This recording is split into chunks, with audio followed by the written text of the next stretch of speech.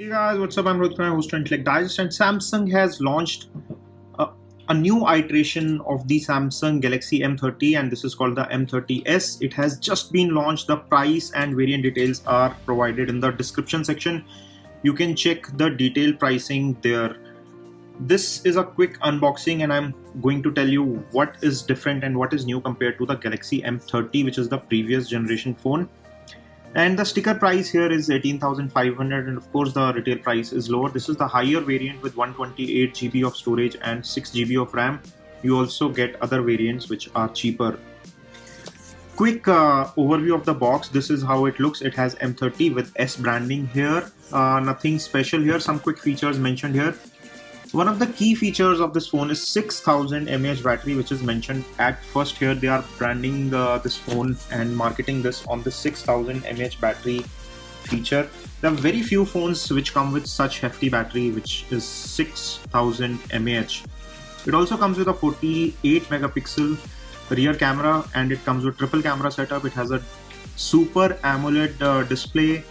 It comes with a 16 megapixel front facing camera, 6.4 inch Super AMOLED display with the Infinity U, which has a cut like this. And you also get 4 or 6 GB of RAM and different storage variants. So let's open the box, and this is how it is. The first thing here is this small box. Very usual packaging by Samsung in most of their phones. We recently unboxed the A50s, which has very similar packaging. And here in the box you have some documentation. The A50s comes with a back case or the soft back case, whereas there is no soft back case here. This is the documentation. This is the M series, not the A series, and this is the dual tone gradient blue color of the back of this phone. Let me remove this plastic. Also, let's remove the sticker. And this is a greenish blue if you look at it properly. This is the triple camera setup at the back, which has 48 megapixel branding here and 3 sensors, Samsung branding, fingerprint sensor. I'll come back to the phone. Let me show you what else is here. So here you have a 15 watt fast charger, which comes with adaptive fast charging mentioned here. And then you have a USB type A to type C data cable. Notice that there are no earphones here. The A50s comes with earphones, but this phone does not, since it's a lower cost device. Coming back to the phone, this is how it looks from the front. 6.4 inch display, and it is quite thick if you look at it from the side, because it has a large 6000 mAh battery. The back is familiar plastic like the other M series phones, which does not look very premium or does not feel very premium, but it's comfortable to hold in hand, and it's also likely to pick up some fingerprints here and there, but it's not as bad as glass. And also, if you drop it accidentally, it is not as susceptible to breaking as a glass phone would. And this is the display. Here you have a 16 megapixel front facing camera, and just on top is the earpiece. On the right hand side, power wake up key, followed by the volume rocker, and these buttons are quite high in terms of placement. And on this side is your SIM card tray. Let me just show you the SIM configuration here, and it has a triple slot, as you can see. 2 nano SIM cards and 1 SD cards can be put in this simultaneously. It has 128 GB of storage already, and you can expand it further. On top of the phone is the secondary mic hole for noise cancellation, and on the bottom you have a 3.5mm audio port, the charging port, microphone, as well as the speaker grill. This is a quick physical overview. Let me quickly set this phone up and get back with more details. We are back after a quick setup of the phone, and this is how it looks. I have changed a minor setting here. If you go to display settings, you can see screen mode. By default it is set to natural, and when you change it to vivid, which I have done, the colors get more saturated and the display looks more vivid.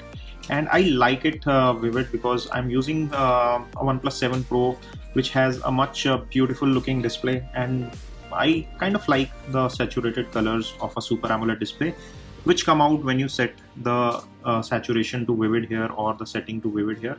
And this is how the phone looks and feels. Without wasting any time, let's test the cameras. The screen you have seen, I'll show you a video playback as well towards the later part of this video. But first I want to show you how good this 48 megapixel camera is here and what kind of shot it can click. So let's start with the rear facing camera. This is the normal photo.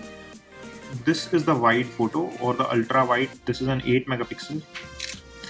And when we go to live focus, it is using the primary 48 plus the depth sensor. So let's go to live focus, click on the subject, it says ready, and then we hit the shutter button, and let's go to the front facing camera. Let's go to the photo mode first, and then there is live focus.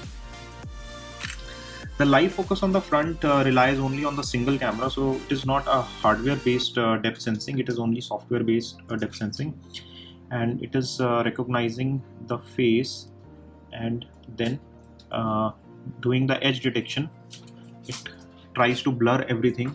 You can change the background effect by clicking here, in which case you can reduce the amount of blur or increase the amount of blur since it is software based. And you can also change the blur effects on the background. You can see that they're slightly different when I hit these buttons. And the last one is a black and white effect, which does look quite nice, or you can choose the other effects. So this is the front facing portrait shot, which comes out to be pretty detailed for a 16 megapixel camera. Definitely good enough for sharing on social media. And this is a normal selfie, and as you can see, the object and the subject, everything is nicely in focus, and it does look pretty good in my opinion. Then this is the portrait shot that has been taken with the rear facing camera, or the live focus shot. You can increase or decrease the blur here, and here again you have the options to change the blur style, and this is the black and white background effect, which does look quite good in my honest opinion. And this is the ultra wide, which is an 8 megapixel. So let's see how good this is, and it is not pixelating too bad, and there's not too much noise.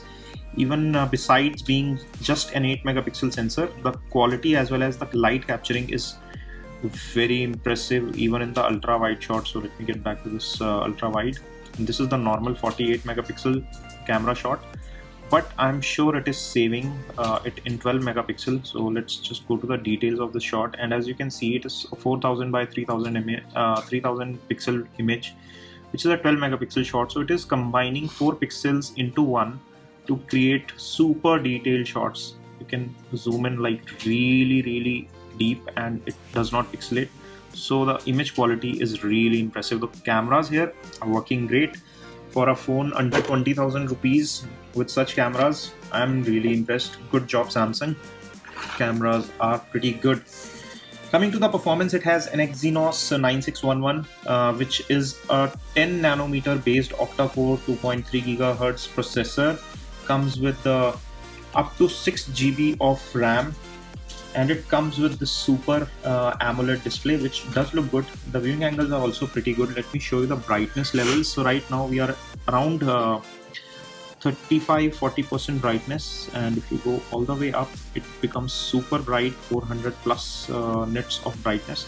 So the brightness levels are quite high on full brightness, so you can use this display very easily on the outdoors. A minor downside which I see is that there is no haptic feedback here, so which is a disappointment. I was hoping for a haptic feedback. Before I wrap it up, let me quickly show you the video playback. Let's show you how the audio and video look on this when we play a YouTube video. M50s जो कि अभी launch हुआ है 23,000 और 25,000 रुपए की कीमत। 23 और 25,000 थोड़ा ज्यादा नहीं है तो सही। So the audio quality is pretty okay in terms of loudness, but it is tinny and it lacks definition.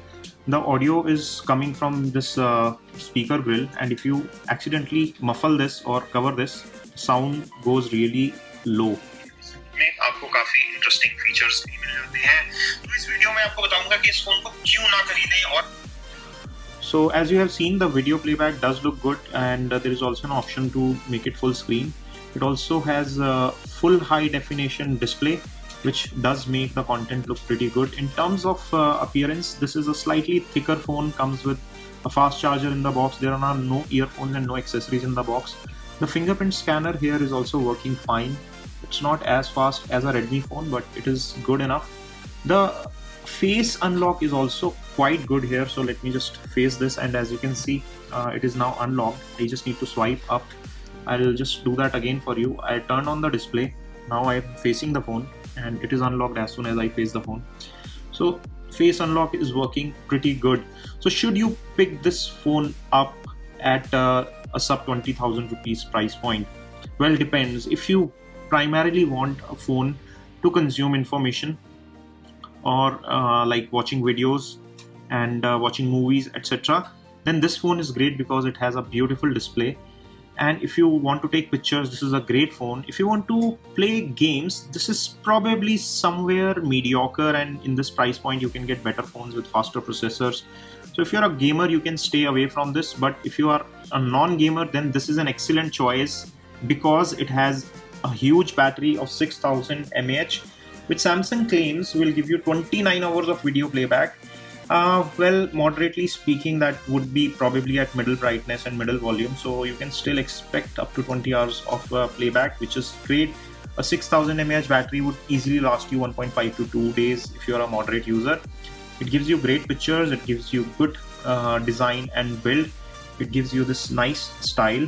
The only downside is that it feels a bit cheap when you look at the plastic at the back, so be informed about it and make the informed decision. If you want to pick one for yourself, I'm leaving Best Buy links in the description section where you can get the best deals. And before I wrap up, let me tell you what are the differences between the M30 and M30s. The M30 had a triple camera setup with 13 plus 5 plus 5 megapixel setup, and here the primary is a 48 megapixel compared to 13, and the ultra wide is 8 megapixel, so it's a 48 plus 8 plus 5 compared to 13 plus 8 plus 5. So major improvement on camera front. The processor has been changed from 7904 to 9611, from a 1.8 GHz to a 2.3 GHz processor, and the battery has been upgraded from 5000 to 6000 mAh. So the price difference between the M30 and M30s is well justified, and I would suggest that you go for the M30s, which is a better variant between these two. If you want to pick up the M30s, I'm leaving Best Buy links in the description section from where you can pick up one with the best deal and discounts. If you enjoyed watching this video, give us a thumbs up. Let us know your comments and suggestions in the comment section. Stay subscribed and press the bell icon for latest video updates from Intellect Digest. This is your host Rohit Khurana signing off. Thanks for watching.